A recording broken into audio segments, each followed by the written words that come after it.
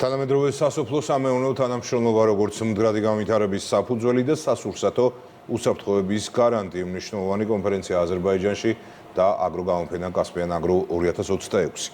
საქართველოს სოფლის მეურნეობის მინისტრის ვიზიტი ბაქოში დასრულებულია. დავით სონგულაშვილმა გამოფენაზე აზერბაიჯანის პრეზიდენტს უმასპინძლა. მინისტრმა პარტნიორი ქვეყნების წარმომადგენლებთან ორმხრივი შეხვედრების გამართა. თამოჩიკვატი აგიანებდა. ბაქოში ოფიციალური ვიზიტით მყოფმა დავით სონგულაშვილმა აზერბაიჯანის პრეზიდენტს კვების მრეწველობის გამოფენაზე საქართველოს პავილიონში უმასპინძლა.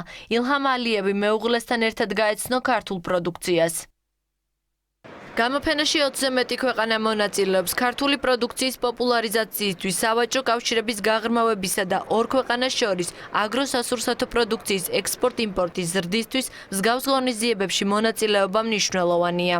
საქართველოსთან მობრძანებული იყო აზერბაიჯანის პრეზიდენტი, რაც კიდევ ერთხელ ხაზს უსვამს საქართველოს მონაწილეობის მნიშვნელობას ამ გამოფენაზე. ჩვენ უკვე განვახორციელეთ ექსპორტი აზერბაიჯანში და ვიმედოვნებთ, რომ ახალ პარტნიორებს შევიძენთ.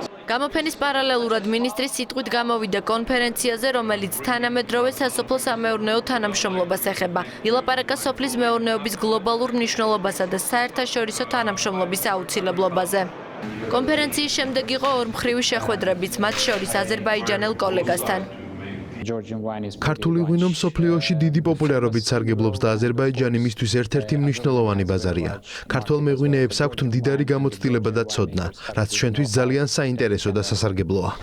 დავით სონგულაშვილი შეხვდა აზერბაიჯანის ეკოლოგიისა და ბუნებრივი რესურსების მინისტრსაც. ილაპარაკეს ორ ქვეყანას შორის ბიომრავალფეროვნებისა და დაცული ტერიტორიების მართვის მიმართულებით არსებულ თანამშრომლობაზე. აზერბაიჯანთან გვაქვს აქტიური თანამშრომლობა, როგორც რეგიონულ ჭრილში, განისაზღვრა პრიორიტეტები და შესაბამისად ამ პრიორიტეტების მიხედვით გაგრძელდება სამუშაო პროცესი.